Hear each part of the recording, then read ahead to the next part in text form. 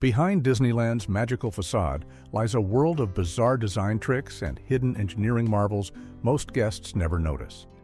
From mountains hiding basketball courts to underground trash vacuums sucking waste at highway speeds, Walt Disney and his Imagineers employed psychological illusions, secret tunnels, and even feral cats to create the perfect theme park experience.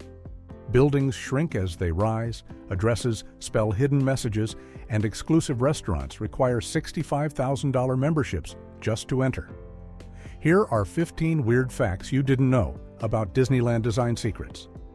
Fact 1. Buildings use forced perspective illusion. When you walk down Main Street, USA at Disneyland, the buildings towering around you seem to stand 3 full stories tall, creating an impressive small-town American streetscape that feels grand and welcoming. But here's the weird truth. Those buildings are actually only about 2 stories high, and Disney's designers intentionally built each floor at progressively smaller scales to trick your brain into seeing something that isn't really there. This technique, called forced perspective, was borrowed directly from Hollywood film sets, where Walt Disney spent decades creating movie magic before he ever built a theme park. The way it works is surprisingly simple, but incredibly effective. The first floor of each Main Street building is built at 90% of normal scale, making it just slightly smaller than a typical building, but still large enough that most people don't consciously notice. The second floor above it shrinks down to 80% scale, with smaller windows, doors, and architectural details. Then, if there's a third floor visible from the street, it's built at only 60% of normal size. When you're standing on the ground looking up at these progressively shrinking floors stacked on top of each other, your eyes naturally interpret this as a much taller building that's simply farther away at the top. Walt Disney originally wanted to build Main Street at 5/8 scale throughout, but his Imagineers realized that would make the interiors too cramped for guests to actually walk through comfortably. A 10-foot ceiling at 5/8 scale would only be 6 feet 3 inches tall, which would feel oppressively low and uncomfortable for most adults. So they developed this clever compromise using different scales for different floors, allowing the street level to remain spacious and functional while still creating that illusion of grandeur when viewed from outside.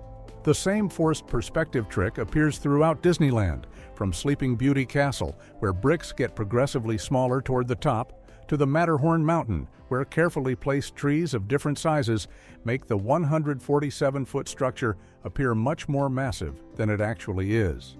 Fact 2. Sleeping Beauty Castle is only 77 feet tall. When you walk through Disneyland's gates and see Sleeping Beauty Castle rising at the end of Main Street, it looks absolutely massive, like something straight out of a European fairy tale that towers hundreds of feet into the California sky. But here's the weird truth that most guests never realize. The entire castle is only 77 feet tall, which is roughly the height of a 7-story building, or about as tall as 5 giraffes stacked on top of each other. To put that in perspective, Cinderella Castle at Disney World in Florida stands at 189 feet, making it more than twice as tall as Disneyland's version. So how does Disney make such a relatively small structure look so grand and imposing? The answer lies in a clever design trick called forced perspective that the Imagineers borrowed straight from Hollywood set design. The castle uses progressively smaller architectural elements as it rises, with the bricks at eye level being significantly larger than the ones near the top of the towers. As your eyes travel upward, the windows get smaller and smaller, the decorative details shrink in scale, and even the turrets become more compact the higher they go. This creates an optical illusion that tricks your brain into thinking the castle is much taller and farther away than it actually is. The technique essentially hijacks how our vision naturally works, because in the real world, objects that are farther away appear smaller to our eyes. By making the top of the castle artificially smaller, Disney forces your brain to interpret it as being much more distant and therefore much taller than reality. Walt Disney insisted on this design approach because he wanted the castle to feel majestic and grand without actually building a structure so tall that it would require aircraft warning lights on top, which would completely ruin the magical illusion. The result is one of the most photographed and recognizable landmarks in the world, built entirely on visual trickery that makes a 77-foot structure feel like a towering medieval fortress. Fact 3. A hidden basketball court inside the Matterhorn. If you've ever ridden the Matterhorn bobsleds at Disneyland, you probably had no idea that about 2/3 of the way up the mountain, there's an actual basketball court hidden inside. The Matterhorn opened on June 14, 1959, becoming the world's first tubular steel roller coaster, and while guests race through the mountain on their bobsleds, they're passing just below a tiny room with a basketball hoop, backboard, and floor markings. This isn't a full-sized court or even a regulation half-court, but rather a cramped little space that's more like a third of a court, tucked into what looks like a small attic area near the top of the structure. The basketball court exists because the upper third of the Matterhorn is actually hollow inside, with storage areas and staircases filling the space that the roller coaster tracks don't use. Back when the mountain first opened, Disney would hire professional climbers to scale the outside of the Matterhorn to entertain guests below. And these climbers needed somewhere to rest and prepare between their performances, especially when bad weather or other conditions kept them from climbing. The area became their break room, and at some point in the early 1960s, one creative climber decided to install a basketball rim and backboard to give them something to do during their downtime. For years, a popular myth circulated that Disney built the basketball court to get around Anaheim city building codes that supposedly only allowed sports facilities to exceed certain height restrictions. But this story turned out to be completely false. The Matterhorn was completed in 1959, but Anaheim didn't even have those kinds of height ordinances until the 1970s, which means the timing doesn't match up at all. The truth is much simpler and more charming. It was just cast members wanting a place to shoot some hoops while waiting out the rain or taking a break from their climbing duties. And that makeshift court is still there today. Fact 4. 200 feral cats patrol the park nightly. When Disneyland closes its gates each night and the last guests head home, a very different kind of cast member takes over the park. Around 200 feral cats emerge from their hiding spots throughout the property and begin their nightly patrol, hunting for mice and other rodents that would otherwise make themselves at home in the happiest place on Earth. These cats aren't just tolerated by Disney, they're actually part of an organized program that the park has maintained for decades as a natural and effective pest control solution. The cat colony lives in designated feeding stations and small sheltered areas that Disney calls cat houses, which are strategically placed in backstage areas and less visited corners of the park where guests won't typically encounter them. While you might occasionally spot one of these felines lounging near attractions like Big Thunder Mountain or along the Jungle Cruise during operating hours, most of them are nocturnal and prefer to stay out of sight when crowds are present. Disney provides regular feeding schedules, fresh water, and veterinary care for the entire colony, including spaying and neutering services to keep the population stable and healthy.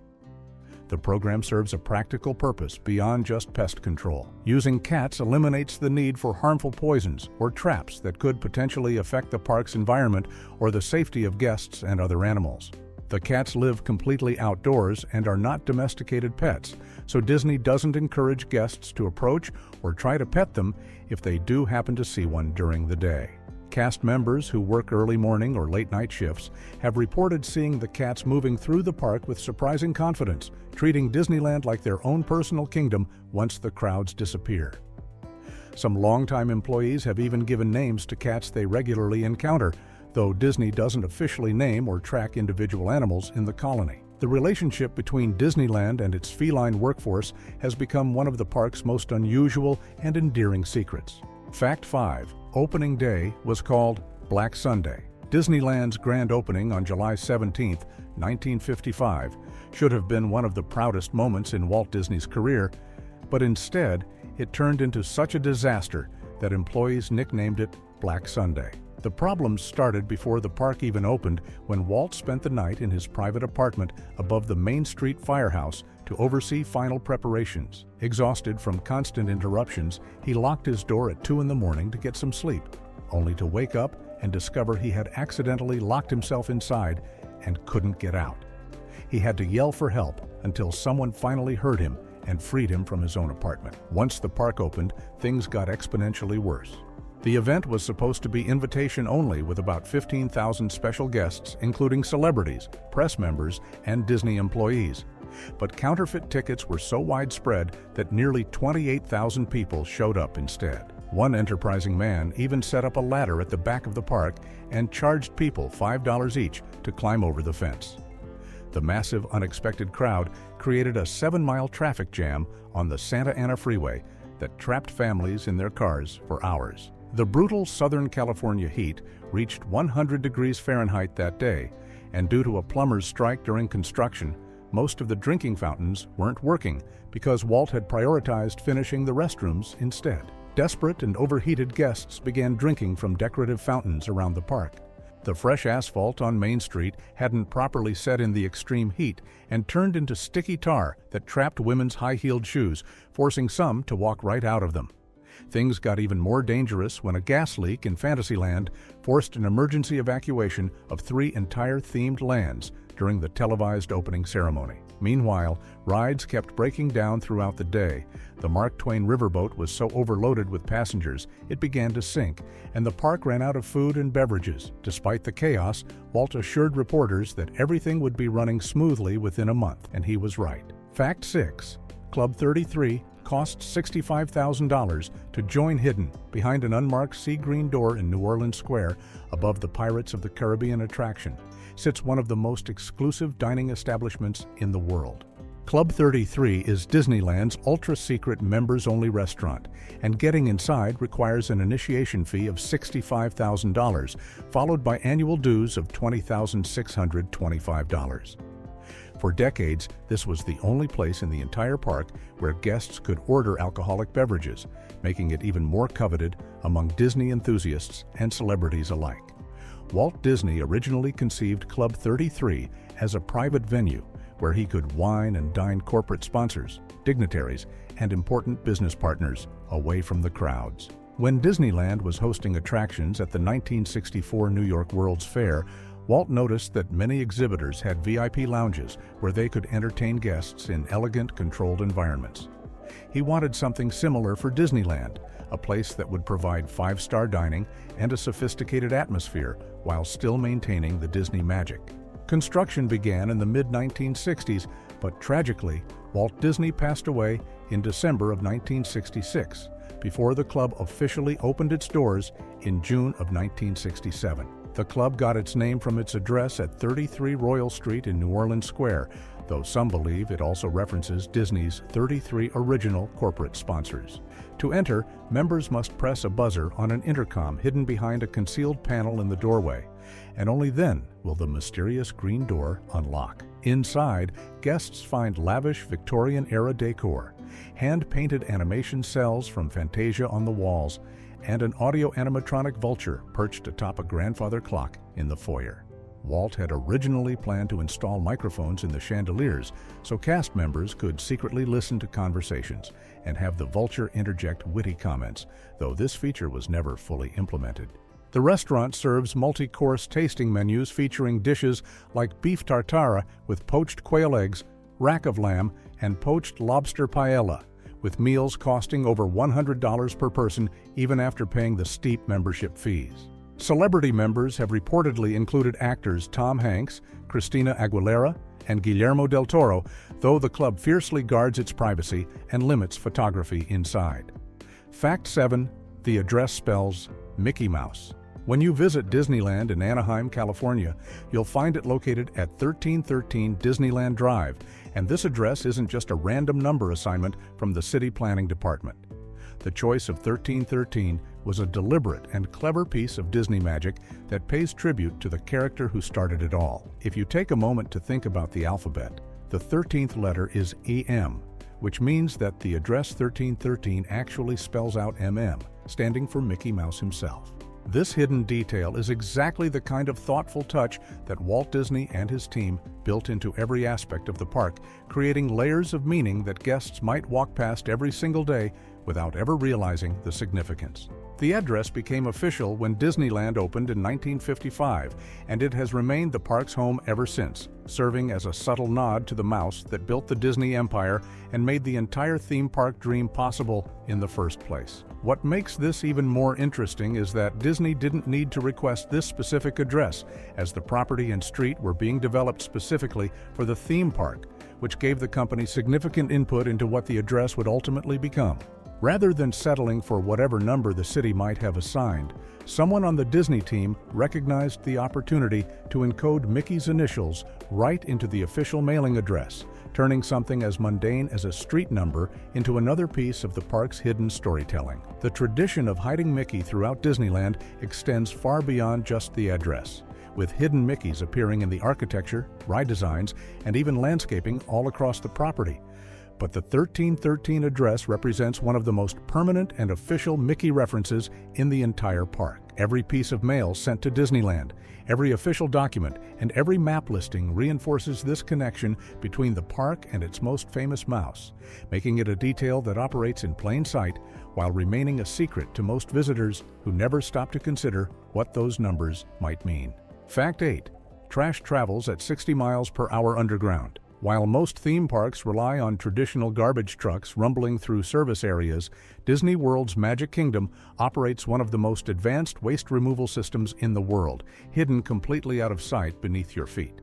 The park uses a Swedish technology called AVAC, which stands for Automated Vacuum Assisted Collection, and it works like a massive underground pneumatic tube system that sucks trash through tunnels at speeds reaching 60 miles per hour. Every 15 minutes throughout the day and night, the system activates and pulls waste from 17 collection points scattered across the Magic Kingdom, sending everything zooming through 20-inch diameter pipes to a central compactor located behind what is now Tiana's Bayou Adventure in Frontierland. The system was installed during the park's original construction in 1971, making Disney World the first location in the United States to use this cutting-edge Swedish technology. Walt Disney had learned from his experiences at Disneyland in California, where he hated seeing garbage trucks and waste management operations disrupting the magical atmosphere. So when planning the Florida park, he insisted on a solution that would keep all trash handling completely invisible to guests. The AVAC system runs through the park's famous utilidor tunnels, which aren't actually underground, but rather built at ground level with the entire Magic Kingdom constructed on top of them. Cast members working throughout the park can discreetly empty trash cans into special collection ports that connect to the pneumatic tube network, and guests walking above never see a single garbage bag or smell any unpleasant odors. After the waste reaches the central location, it gets sorted, compacted, and removed from the property for recycling or disposal. The estimated cost of installing this elaborate system was around $1 million in 1971 money, which is why Disney never built it into their other Florida parks. Today, only 2 other places in the entire United States use similar AVAC systems, one being Roosevelt Island in New York City, making Disney World's trash technology genuinely unique. Fact 9. No-see-em green makes ugly things disappear. If you've ever walked through Disneyland and felt like the trash cans and utility buildings just seem to fade into the background, that's not by accident. It's because of a color called no-see-em green. Disney Imagineers created this specific shade of green with one purpose in mind: to make unattractive but necessary elements virtually disappear from guests' conscious attention. The color is designed to be the most unobtrusive shade in the visible spectrum, meaning your brain naturally skips over it when you're taking in the colorful, exciting sights of the park.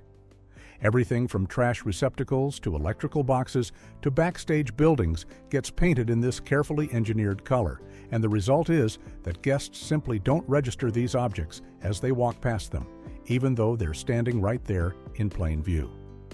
The name no-see-em green is a play on words referring to tiny biting insects called no-see-ems, which are so small you often don't notice them until it's too late.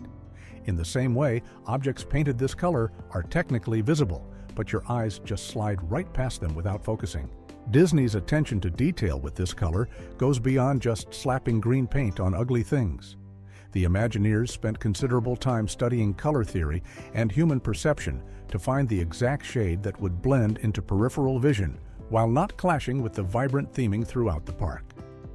The color works so well that some guests have reported bringing paint swatches to Disneyland to try matching it for their own homes, hoping to use the same psychological trick to make unsightly items in their yards or garages less noticeable. What makes this design choice particularly clever is that it solves a practical problem without requiring expensive structural changes. Instead of hiding every trash can or utility access point behind elaborate theming, Disney simply painted them in a color that tricks your brain into filtering them out. It's one of the many invisible touches that contribute to the park's immersive atmosphere, proving that sometimes the best design solutions are the ones guests never consciously notice at all. Fact 10. Walt's apartment light never goes off. If you look up at the window above the Main Street firehouse, you'll notice something unusual: a lamp that glows day and night, never turning off. This light marks the location of Walt Disney's private apartment, a small but fully functional living space he had built into the second floor of the fire station during Disneyland's construction. Walt was so busy traveling between the park construction site in Anaheim and the Disney Studios in Burbank that he needed a place to stay overnight and keep a close eye on the progress. So he designed this apartment as his home away from home. The space was decorated in the Victorian style with furnishings in cranberry red, his wife Lillian's favorite color, and included a living room, kitchen, bathroom, and bedroom. When Walt was staying in the park, he would turn on a lamp in the front window facing Main Street so that cast members and workers would know he was there, keeping watch over his dream project. After Walt passed away in 1966, Disney decided to keep that lamp lit permanently as a tribute to his lasting influence and presence at Disneyland. The glowing light became a symbol that Walt's spirit and vision continue to guide the park, even though he's no longer physically there. It's a touching reminder that the founder's dedication and passion remain part of Disneyland's identity. However, there is one exception to this always-on rule. Out of respect for Walt's family, the lamp is turned off whenever his daughters visit the park. This private gesture acknowledges that while the light represents Walt's public legacy and ongoing presence for millions of guests, his family deserves moments at Disneyland without that constant reminder watching over them. The apartment itself isn't open to the public, though some special guided tours occasionally allow visitors to peek inside and see where Walt would relax, entertain important guests, and observe his beloved park coming to life below. Fact 11. Real 1800s. French cannons surround the flagpole. When you walk through the main entrance of Disneyland and pass by the central flagpole in Town Square, you're actually walking past authentic pieces of military history that most guests never realize are real. The cannons that sit in a circle around the flagpole aren't props or replicas made to look old and weathered for atmosphere. They're genuine French military cannons that date back to the 1800s and have been part of Disneyland since the park opened in 1955. These cannons were manufactured in France during the 19th century and were used by the French military, though historical records indicate they were never actually fired in combat situations. Walt Disney acquired these authentic pieces specifically because he wanted to incorporate real historical artifacts into his park whenever possible, and he saw them as a meaningful way to honor military service and sacrifice. The decision to place them around the flagpole was intentional and symbolic, creating a tribute to all fallen soldiers who served their countries. What makes this even more interesting is that most park guests walk right past these cannons every single day without giving them a second thought, assuming they're just decorative props like so many other themed elements throughout Disneyland. The cannons have been positioned in Town Square since opening day, and they've become such a familiar sight that even regular visitors often don't know they're looking at actual military equipment from over a century ago. The cannons remain in remarkably good condition despite decades of exposure to California weather and millions of visitors passing by them.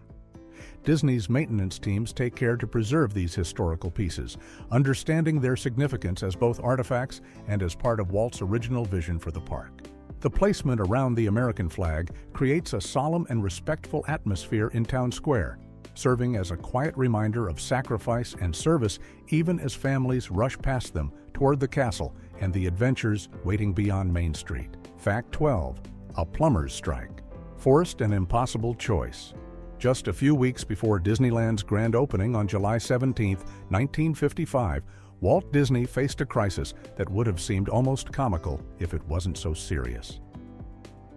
A plumber's strike had brought construction to a grinding halt, and the contractors delivered devastating news during a major meeting.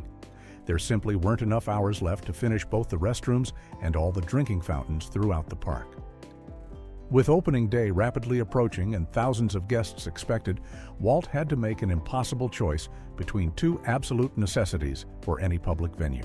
Dick Nunis, who was chairman of Walt Disney Attractions and happened to be in that critical meeting, later recalled the moment with vivid clarity.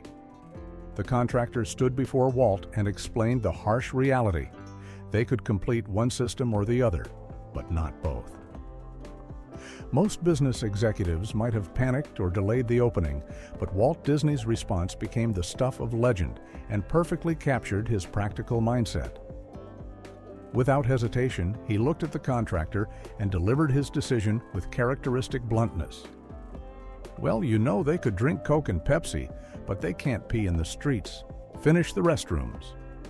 This meant that when Disneyland opened its gates for the first time, guests arrived to find beautifully themed lands and exciting attractions, but very few working drinking fountains scattered throughout the park. The choice became especially problematic because opening day temperatures soared past 100 degrees Fahrenheit, creating a sweltering environment where water was desperately needed. Guests who couldn't find functioning fountains resorted to drinking from decorative water features throughout the park, and some even purchased multiple soft drinks just to stay hydrated in the brutal heat.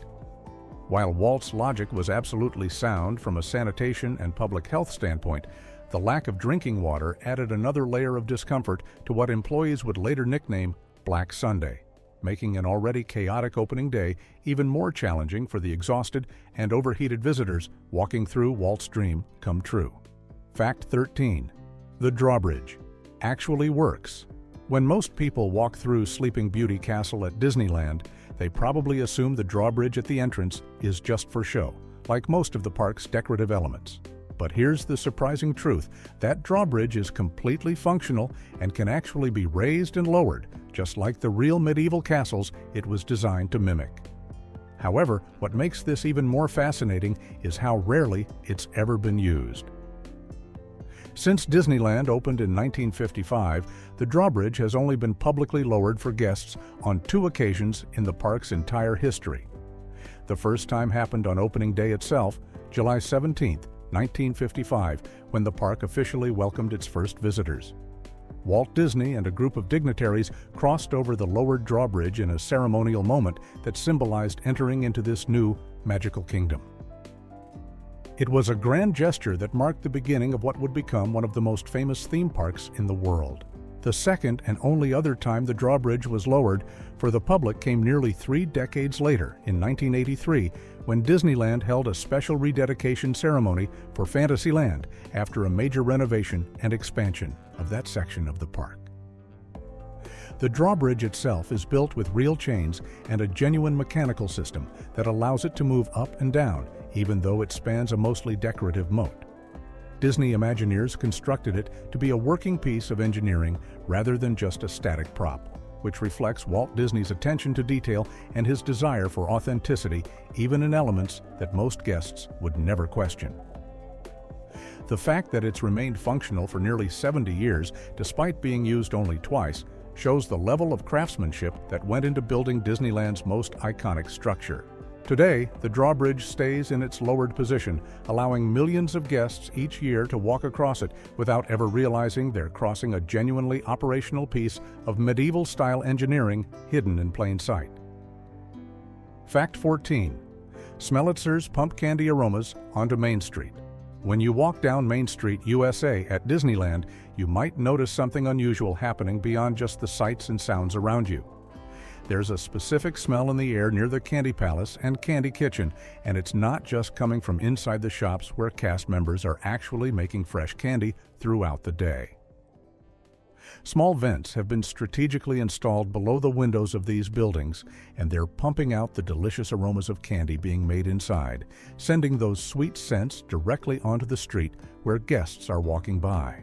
These vents have a special name that Disney Imagineers came up with, calling them Smellitzers, which is a playful combination of the words smell and howitzer, referring to the World War II shell launchers that were designed to fire projectiles over long distances. Instead of launching deadly shells, though, these Smellitzers are blowing out wonderful aromas that make people stop in their tracks and think about buying some candy. This design choice is part of Disney's larger philosophy of creating what's called a fully immersive sensory experience, where every detail matters, including what guests can smell as they move through different areas of the park. The company understood early on that smell is one of the most powerful triggers for memory and emotion, so pumping these candy-making aromas onto the street serves multiple purposes at once. It makes the environment feel more authentic and lived in, as if you're really walking down a small-town main street where a candy shop is hard at work, and it also acts as a subtle form of marketing that draws people into the stores without any pushy sales tactics. The Smellitzers work continuously throughout the day, creating an invisible cloud of vanilla, chocolate, and sugar scents that blend with the actual candy making happening inside, turning what could have been just a nice storefront into a multi-sensory attraction that engages guests on a deeper level than visual elements alone ever could. Fact 15. A pet cemetery hides near the Haunted Mansion. Hidden away on a side lawn near Disneyland's Haunted Mansion attraction is something most guests never get to see. A small pet cemetery complete with personalized tombstones and inscriptions. This peculiar memorial garden isn't open to the public and requires special permission from cast members to view, making it one of the park's most exclusive secrets. The cemetery features graves for pets with names like Miss Kitty and Bully, each marked with its own unique headstone and touching epitaph. But perhaps the strangest resident of this graveyard is Mr. Toad himself, the beloved character from the classic Disney attraction, Mr. Toad's Wild Ride, who apparently earned his own resting place among the departed pets. The pet cemetery actually has two versions within Disneyland's grounds. The original hidden cemetery was added to a rarely seen side-lawn area in the early 1980s, tucked away where typical park guests would never stumble upon it accidentally. Because this location proved so popular with the lucky few who discovered it, Disney Imagineers decided to create a second, more accessible version in the front yard of the Haunted Mansion in 1993. This newer cemetery adds a touch of dark humor to the attraction's queue line, where waiting guests can read the amusing and sometimes heartfelt inscriptions on each tiny tombstone. The front yard version serves as both entertainment and a clever nod to the hidden original, though many visitors assume these are just part of the Haunted Mansion's spooky decorations, rather than references to an actual secret graveyard elsewhere in the park. On slower days at Disneyland, some generous cast members might be willing to show curious guests the location of the original hidden cemetery, though this certainly isn't guaranteed and depends entirely on operational needs and staff availability. The existence of both cemeteries demonstrates Disney's attention to whimsical details and their willingness to create elaborate secrets that only the most dedicated fans might ever discover, adding yet another layer of mystery to an already mysterious attraction.